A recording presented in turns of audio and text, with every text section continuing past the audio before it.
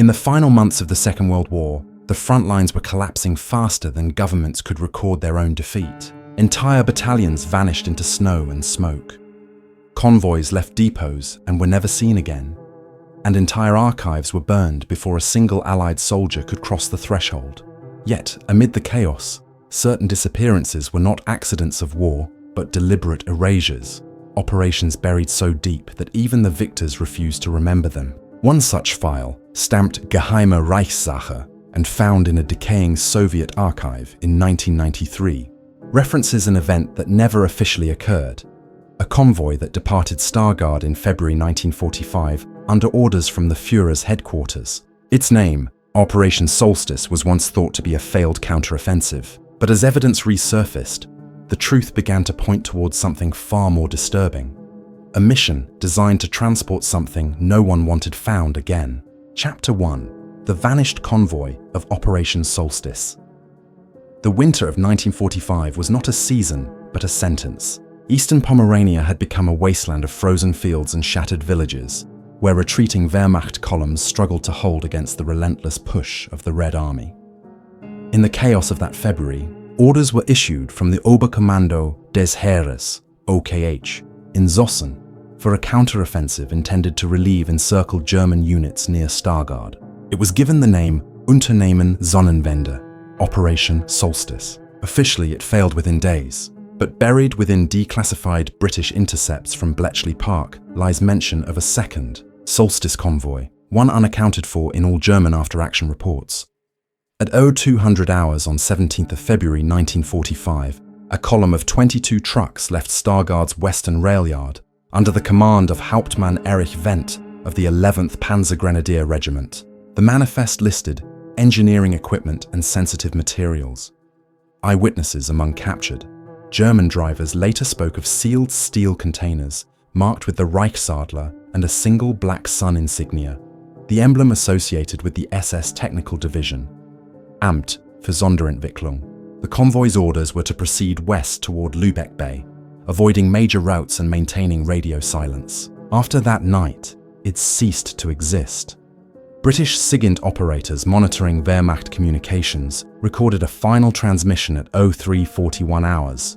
Kolonne Weiss moving, cargo secure, Morgenröte in effect. Morgenröte, dawn, was a codename not found in any OKH documentation. When Allied forces later liberated Stargard, no records of such an operation remained. Only a half-burned folder retrieved from the charred headquarters of Army Group Vistula. The surviving page referenced logistical transfer under Reichsführer's directive, priority level Schwarz Null. The signature block was missing, but the notation Thule Transport Division appeared faintly beneath the carbon smudge. In 1952, a British naval diver named Lieutenant Peter Alden discovered several rusted cargo drums during a post-war salvage mission off the coast of Lübeck. The drums bore serial numbers corresponding to Wehrmacht supply code E77, reserved for chemical materials. Inside were only remnants of concrete and scorched lead. The find was briefly catalogued by the Admiralty under Report 908C, then sealed and removed by American Naval Intelligence 2 weeks later. Alden was later reassigned and refused further comment until his death in 1971. His personal diary, released by his family decades later, contains one chilling line dated 22nd April 1952. The crates were not meant to be opened. The officer in charge said it was not chemical. He said it was alive. Soviet reports, uncovered after the fall of the USSR, tell a similar story. A Red Army detachment from the Second Belarusian Front, advancing through the same sector in March 1945, logged the capture of a deserted convoy near Piritz. The trucks had been stripped, the drivers shot execution style, and the containers removed. In the attached field report, one lieutenant noted an odor of burned ozone and strange residue clinging to the snow like metallic dust. The vehicles were photographed and the images forwarded to SMERSH headquarters. Those negatives have never resurfaced, and the archival record jumps directly to an unrelated memo citing containment procedures implemented at direction of Beria. By 1960, fragments of the mystery began surfacing among NATO analysts reviewing wartime logistics. A retired American intelligence officer, Colonel Robert M. Cahill, who had worked with the US Army Counterintelligence Corps during occupation duties, referenced a German transport of experimental matter recovered from a sunken freighter in Lübeck Bay. His notes, later acquired by journalist Thomas L. Gerhardt for a Cold War exposé, include coded entries about Projekt Morgenröte and an attempt to relocate advanced propulsion data west before Soviet seizure. Gerhardt's publisher received a cease and desist from the Department of Defense before the story could run. Gerhardt disappeared in Hamburg the following spring. The few surviving German testimonies tell of engineers and SS scientists traveling with the convoy under orders from an entity identified as Amt 9T Division, believed to be an R&D branch of the SS General Directorate. Their objective was to transport unspecified reactive cores and accompanying documentation related to a program described only as Anlage Ries B. According to post-war interrogations, Ries, giant, referred to the vast underground complexes built under the Owl Mountains of Lower Silesia. Soviet intelligence later confirmed that the site had been evacuated weeks before their arrival. Some tunnels were collapsed intentionally with explosives, others flooded. In 1993, following German reunification, an archivist named Dieter Lenz discovered a fragment of microfilm misfiled within the Bundesarchiv's captured records section. The film strip bore the Reich seal and the handwritten label RKT, Projekt Morgenröte, Verlagerung Sohl. Frame 12 shows a typed memorandum dated 15th of February 1945. Convoy Weiss to depart Stargard under Vent. All materials designated Kammer Ihrer Sohn to be transported intact to Lübeck and transferred to U-boat freighter Erika 7th. Upon receipt, initiate sealing protocol under Directive Sonnenkind. The final line was underlined. No civilian or military personnel outside Sicherheitsdienst clearance to be informed. The rest of the reel was blank. Lenz's discovery sparked renewed inquiry. Researchers from the University of Hamburg, funded quietly by a Defense History Foundation, located wreckage off Lübeck, consistent with wartime submarine freight containers. Inside, divers retrieved fragments of high-density alloys and what appeared to be fused ceramic glass. Chemical analysis dated the material to the 1940s, but concluded that its composition did not match any known metallurgical standard of the period. Within weeks, the recovered samples were confiscated by Bundesnachrichtendienst, agents under Article 98 of the German Federal Archives Act. All lab reports were classified. The only official acknowledgement of the convoy appears in a footnote within the declassified MI6 Post-Action Analysis of Eastern Front Collapse, March 1945. Speculation exists regarding a missing transport column associated with Operation Solstice. Intelligence suggests the involvement of the SS Technical Division, purpose unknown. Possible transfer of advanced experimental ordnance prior to German. Capitulation. The rest of the section is redacted, except for a single phrase handwritten in the margin by an analyst in 1957. See also U534. Recovery, cargo similarities.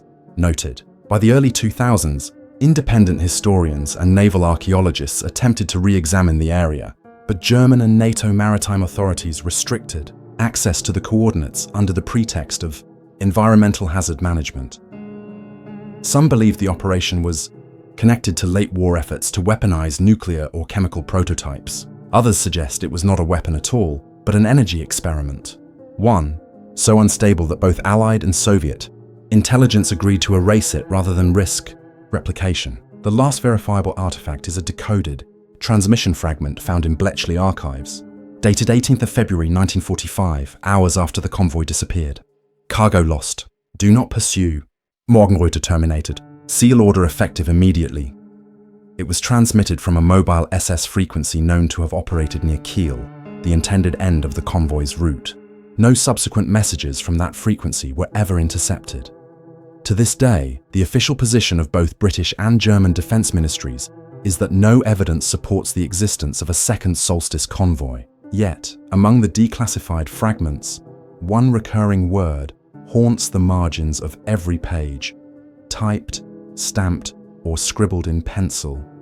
Verschlusssache Morgenröte. Classified. Project Dawn. Chapter 2. The Ghost Station of Lake Balaton. In the winter of 1945, as the Reich disintegrated from within, Remnants of the German Army Group South were trapped along the Hungarian front. Between February and March, while Budapest lay in ruins, the Wehrmacht prepared a last-ditch effort to secure the region's vital oil fields. Operation Frühlingserwachen, Spring Awakening, was launched under SS command, using what little armor remained. But hidden beneath the chaos of that doomed offensive was another directive, not logged in the Army's field journals or OKH war diaries. Soviet radio intelligence, operating near the frozen shores of Lake Balaton, intercepted encrypted naval ciphers that had no place in a landlocked war zone. The transmissions came from beneath the lake itself. The first detection occurred on the night of 5 March 1945. Soviet 4th Guards Mechanized Corps, advancing through Siofok, reported intermittent radio bursts at frequencies matching those used by Kriegsmarine U-boat command, 8.237 MHz. The signal carried the preamble, Ulea, followed by static and a recurring numeric. Code 73473 field. Cryptographers believed it to be a recall beacon. The cipher key, later compared to captured German naval codebooks, was 10 months outdated. When Red Army scouts attempted to triangulate the signal's origin, the readings converged beneath the ice-covered center of Lake Balaton. Orders from Stavka demanded immediate investigation, but before the ice thawed, the transmissions stopped as abruptly as they had begun. Soviet engineers deployed divers once the ice broke in late April, using crude surface-supplied gear and naval frogmen from the Black Sea Fleet. They found remnants of reinforced concrete structures embedded in the lakebed at a depth of 22 meters. The divers reported narrow airlocks, sealed steel doors, and evidence of electrical wiring. One recovered artifact, a rusted plate stamped Funkzentrale E14, was sent to Moscow for analysis. It was logged once in the Soviet archive of the Ministry of Defense, then never seen again. All surviving divers from the mission were transferred out of the field within a week, and their personnel records were expunged by 1947. In 1963, nearly 2 decades later, the Hungarian People's Army conducted a classified sonar mapping of Lake Balaton as part of a Warsaw Pact exercise codenamed Operation Fehér Víz, White Water. The survey revealed an artificial cavity approximately 120 meters long, constructed of ferroconcrete and steel reinforcement, consistent with German military engineering of the 1940s. Along the lakebed's northern shelf, magnetic anomalies suggested buried cabling and antenna arrays. The structure was labeled Anomaly B12 in the classified report, though internal memos from Budapest's Ministry of Defense refer to it by another name, Station Ule, Owl Station. Declassified fragments from Hungarian State Security, AVH, archives suggest that Station Ule was a subterranean communication complex built during late 1944, designed to house advanced signal encryption equipment and scientific staff under SS oversight.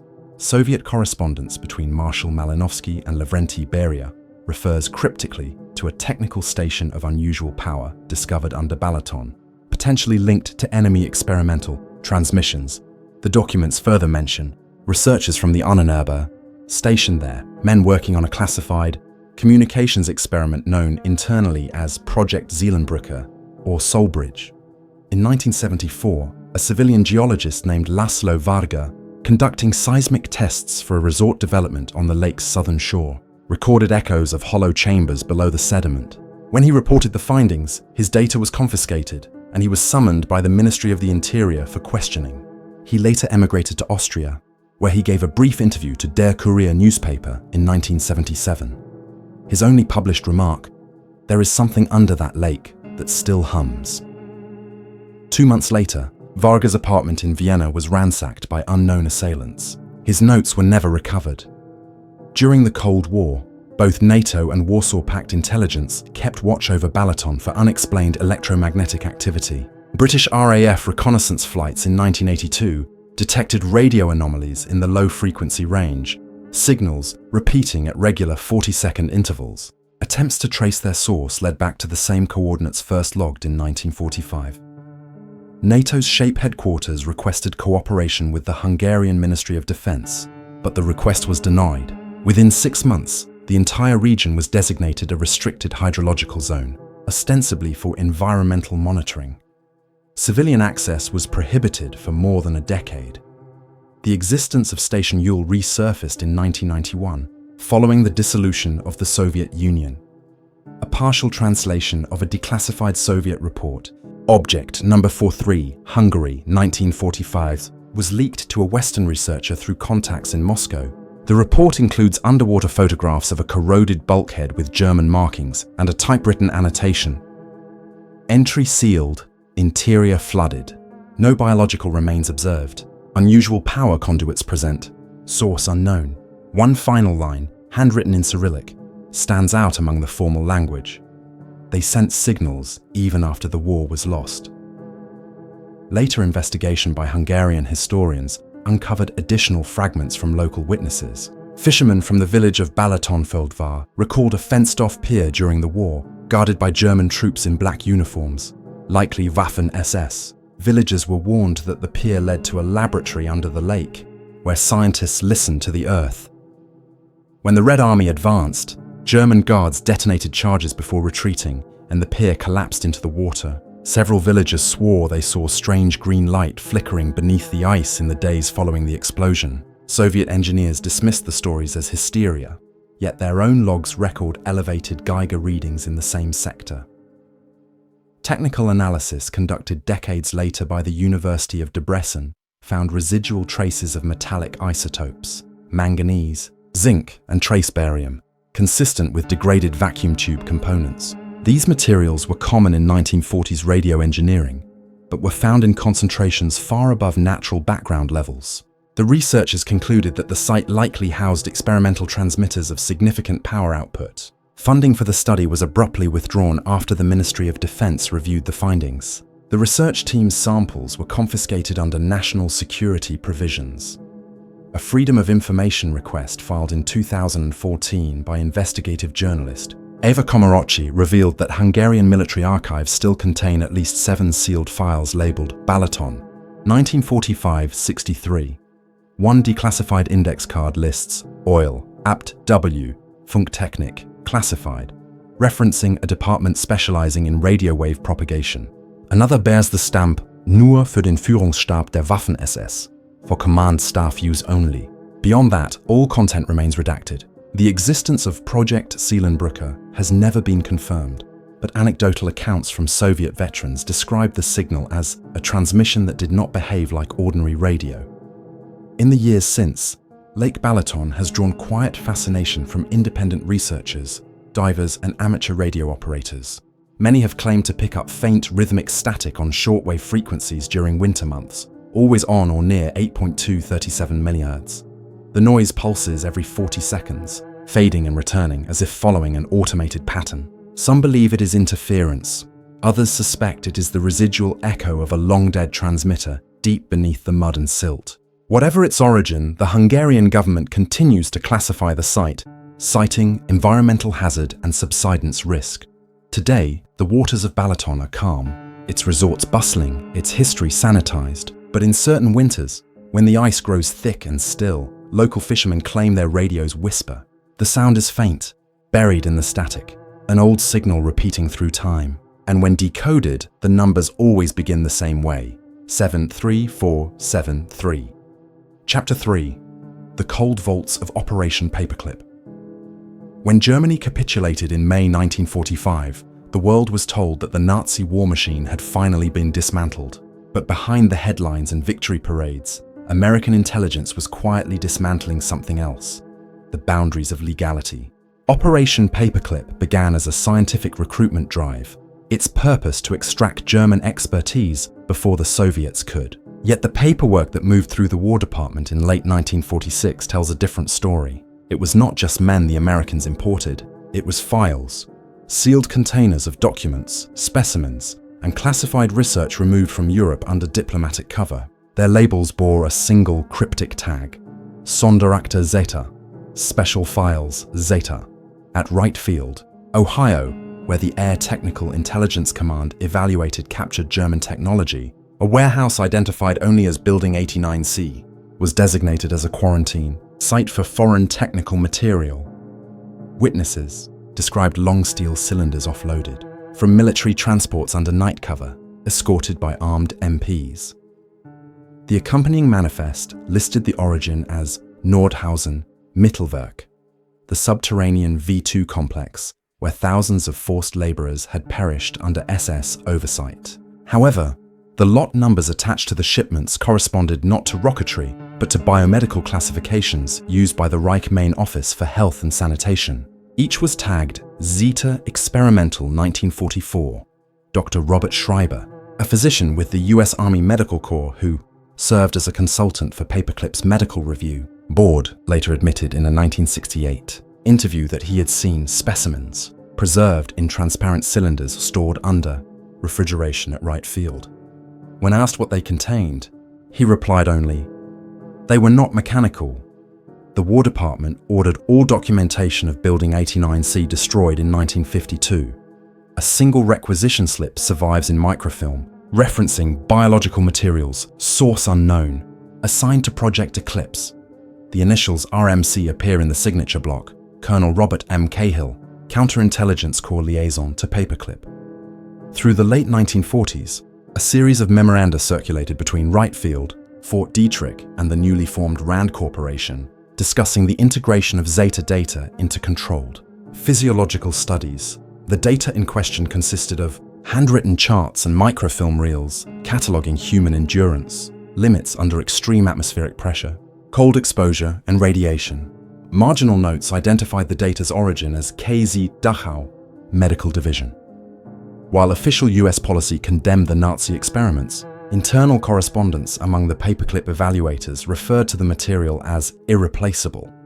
In one memo dated 4th of November 1947, Dr. Hubertus Strughold, later celebrated as the father of space medicine, advised that the Zeta material be reviewed discreetly and with compartmentalized authority.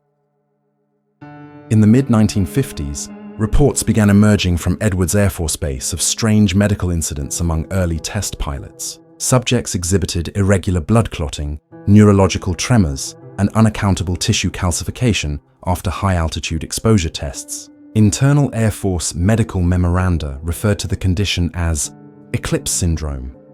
When a military physician requested cross-reference to prior medical studies, his inquiry was redirected to a classified Paperclip archive. Within months, the term Project Eclipse appeared in RAND technical papers concerning long-duration flight physiology.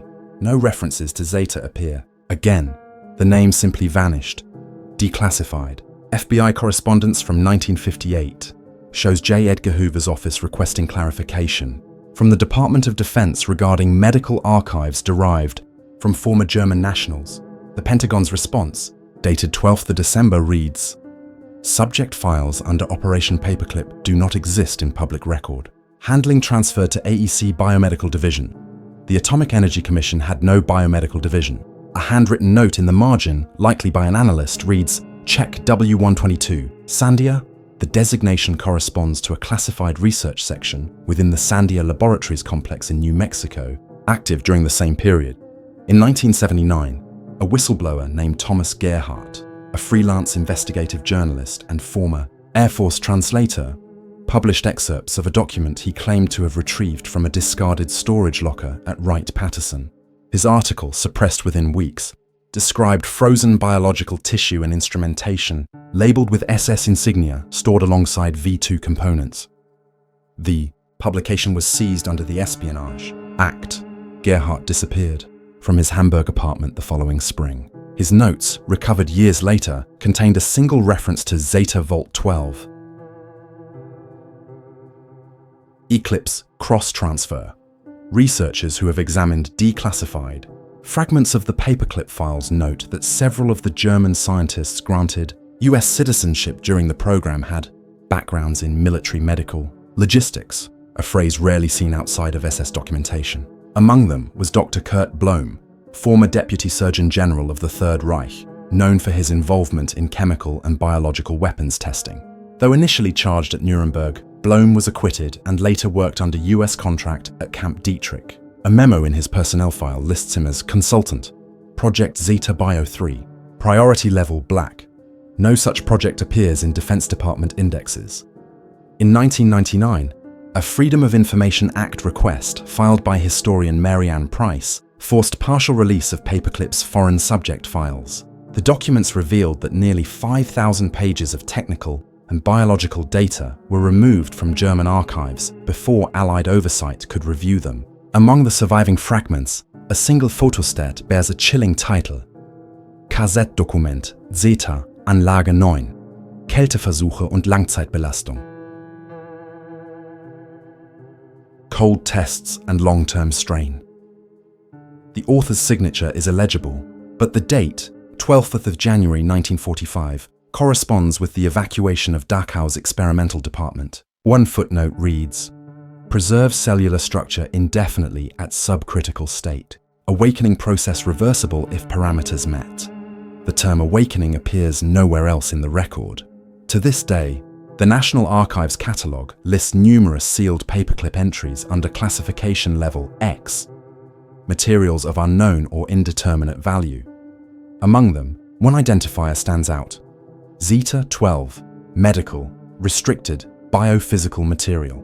Attempts to access the file result in automatic referral to the Department of the Air Force, which denies its existence. Wright-Patterson's Building 89C was demolished in 1963 and replaced with a logistics hangar. Workers who assisted in the demolition later reported discovering sub-basement levels that weren't on the plans. These levels were filled with rusted refrigeration units, all tagged for disposal. One technician recalled seeing stenciled markings on the metal doors, faded black letters spelling Zeta Vault. In 2004, a declassified Air Force budget report inadvertently referenced Eclipse Continuation, Zeta Series Material Maint. The line item was redacted in subsequent versions. When pressed by reporters, a Pentagon spokesperson described it as a clerical carryover from historical archives. But according to internal accounting codes, Zeta Series was designated under active classified research funding, not archival maintenance. For those who study the history of paperclip, the questions remain: what exactly was transferred under the Zeta designation? And why has every government since refused to acknowledge its existence? The few unburned files, the fragments of manifest codes, and the whispered accounts of specimens suggest that the operation's purpose extended beyond science and into the preservation of something the Reich never intended to destroy. Whether it was knowledge, biological data, or a more literal form of preservation, the record offers only silence. And in that silence, the chill of the cold vaults endures, sealed behind layers of concrete, red tape, and denial. Chapter 4. The Iron Cross in the Arctic Deep. In the early years of the Cold War, the Arctic Circle became a graveyard of secrets. Between 1944 and 1945, the Kriegsmarine had begun constructing a chain of refueling outposts and meteorological bases across the polar seas, codenamed Operation Haudigan. Most were small, crude, and forgotten, but one, located somewhere north of Svalbard, remained unaccounted for in both Allied and German naval archives. It was rediscovered by accident 7 years after the war's end. The event began on 23 July 1952, when the British whaling ship HMS Ballantine reported sonar returns of an enormous metallic structure beneath the ice, approximately 180 miles north of Longyearbyen. The sonar operator, Petty Officer Harold Kershaw, described the echo as rectangular, hollow, and anchored. Believing it to be a sunken U-boat, the crew logged the coordinates and continued their patrol. The entry reached the Admiralty, where it was stamped "No further action." But in 1981, Norwegian survey teams conducting seabed mapping in the same area rediscovered the anomaly. What they found beneath the ice shocked everyone involved. The divers who descended through the freezing water encountered a reinforced concrete vault, an underwater pen large enough to house several U-boats. The walls were lined with corroded catwalks and collapsed cranes, while the entrance was sealed by a pair of rusted steel blast doors. Embossed upon those doors was a relief of the German Eisernes Kreuz, the Iron Cross, and beneath it, a code, Basis Thule Null. The divers retrieved several objects from the site, including fragments of radar dishes, mechanical components, and a waterlogged logbook written in Gothic script. Within hours, the entire operation was classified by the Norwegian Ministry of Defense. The divers were debriefed under oath and sworn to silence. Declassified fragments obtained by investigative journalist. Arne Nystrom, decades later, described the structure as a self-contained U-boat logistics and testing base, purpose uncertain. Yet, the accompanying technical report filed by NATO engineers reveals details that point to something beyond logistics. Among the recovered items were parts of an experimental energy converter, copper coils wound in concentric rings encased in lead shielding. The device was catalogued as Item 47A, and its schematic reference matched none of the known Kriegsmarine systems. The engineers noted traces of thorium within the casing, an element then under research for early nuclear propulsion experiments. The find was alarming enough for NATO command to order immediate containment. Within weeks, the site was collapsed with controlled detonations under Operation Frostvale. An intelligence summary dated 3rd of February 1953, declassified only in part, provides the most direct clue to the base's origin. It references a late-war initiative under Admiral Karl Dönitz, known as Operation Wunderland II, a continuation of earlier Arctic reconnaissance missions. The purpose? To establish remote scientific outposts for long-range atmospheric experimentation. The memorandum further notes that one facility, Thule 0, was intended to house recovered objects of anomalous origin from Greenland. August 1944. The phrase anomalous origin is striking. It appears nowhere else in German military correspondence of the era.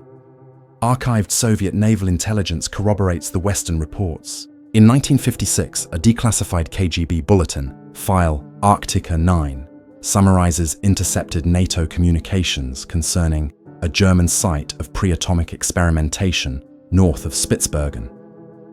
Soviet submarine K-57 now, dispatched to investigate, encountered intense magnetic interference in the same region and was forced to surface due to compass failures. The crew logged discolored patches of water and a persistent metallic taste in the air.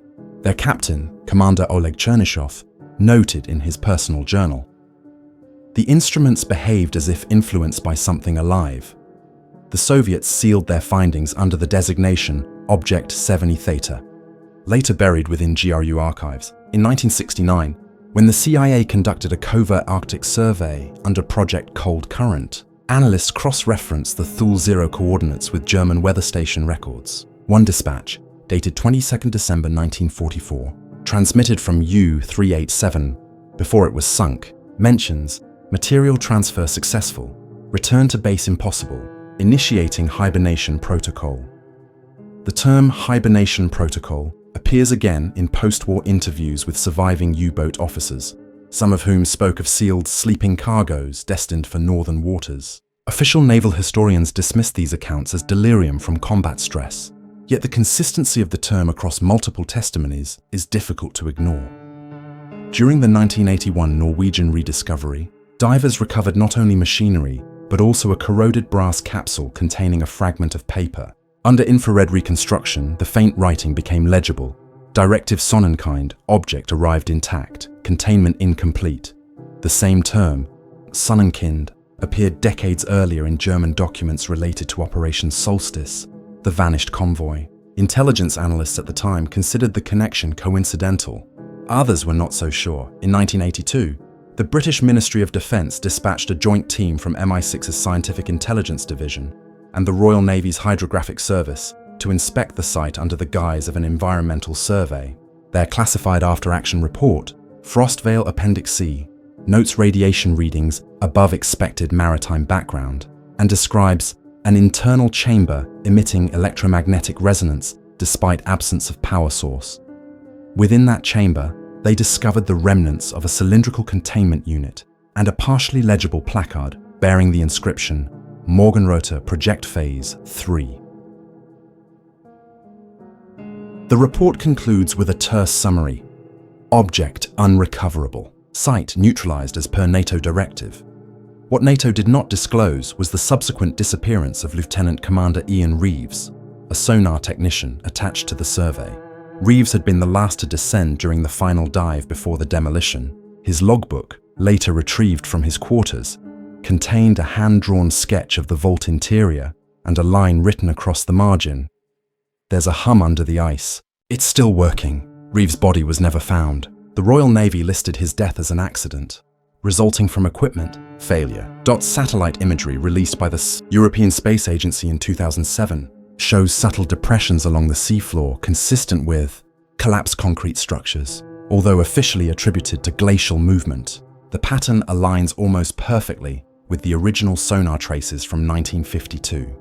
In the years since, multiple civilian expeditions have attempted to relocate the site, but Norwegian authorities continue to enforce a restricted zone citing naval wreck, hazards, and unexploded ordnance.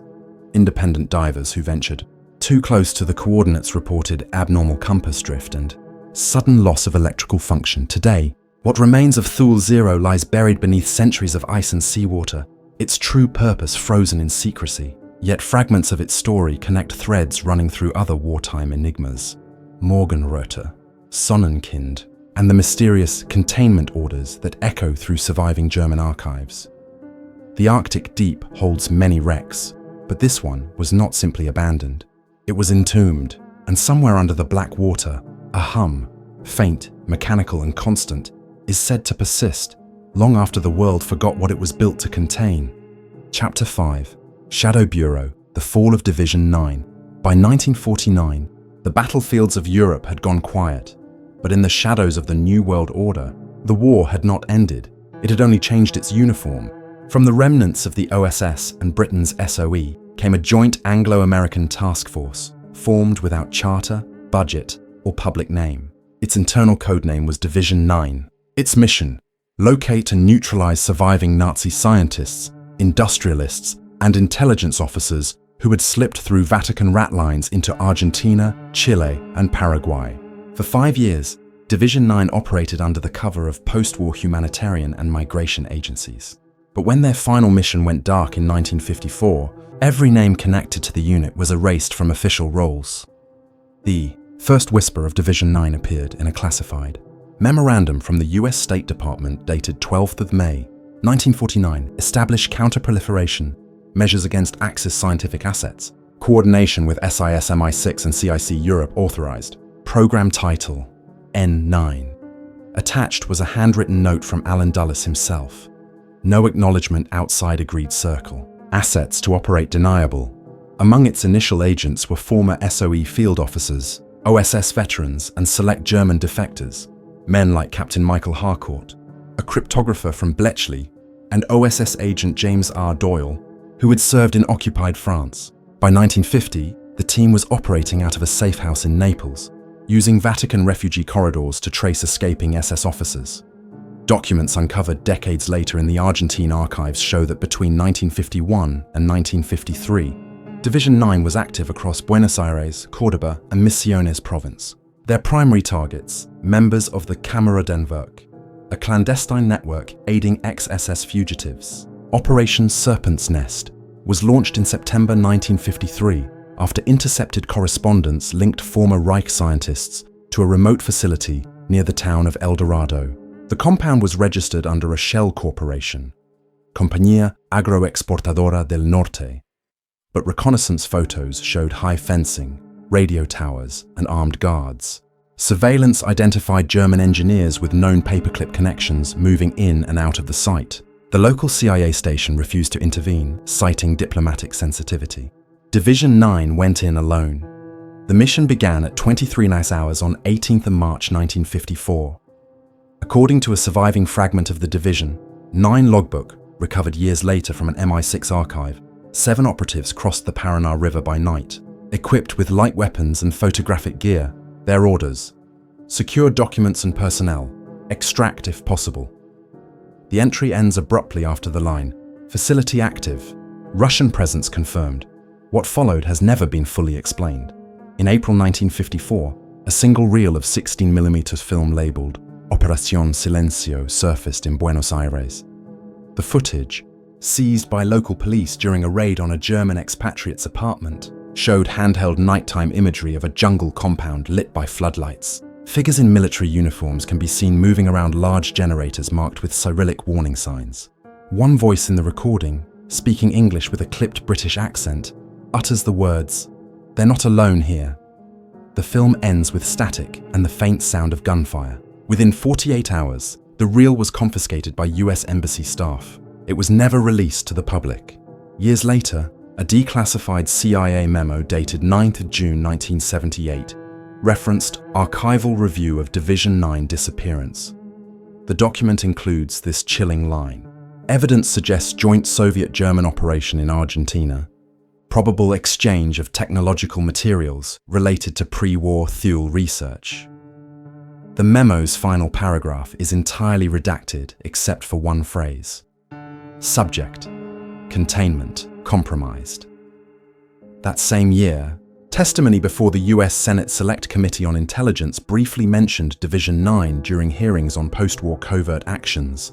When asked about the unit, Deputy Director Richard Helms replied, "Certain wartime recovery operations were deemed incompatible with peacetime law. Division 9's activities remain classified." Fragments of communication between MI6 and the CIA indicate that both agencies had tracked a Soviet handler known only as Velas, allegedly embedded with former SS scientists working in South America. According to declassified KGB files obtained in 1992, a Soviet deep cover operative codenamed Mikhailov Veles was stationed in Buenos Aires between 1950 and 1954 under the guise of a trade attaché. His mission: recover stolen German research pertaining to Project Morgenröte, the same codename found in files tied to Operation Solstice and Base Thule Zero. The convergence of names is too consistent to dismiss as coincidence. The trail of Division 9 ends in a single classified cable sent from the British Embassy in Montevideo on 2nd April 1954, addressed to London section. Whitehall 9, it reads, "All contact lost. Field unit presumed neutralized. German-Russian cooperation confirmed. Object recovered." The phrase "object recovered" would reappear decades later in NATO's internal document index for Thule Zero. No clarification has ever been provided as to what that object was. After 1954, any official trace of Division 9 vanished. Personnel files were destroyed, pensions erased, next of kin never notified. Only one agent, James Doyle, was later confirmed alive, discovered in a Madrid sanatorium under a false name in 1961. He died of cardiac arrest before he could be debriefed. A nurse who tended to him claimed his final words were, "We buried the war, but it kept breathing." Among his possessions was a small envelope containing a strip of decayed 35mm film.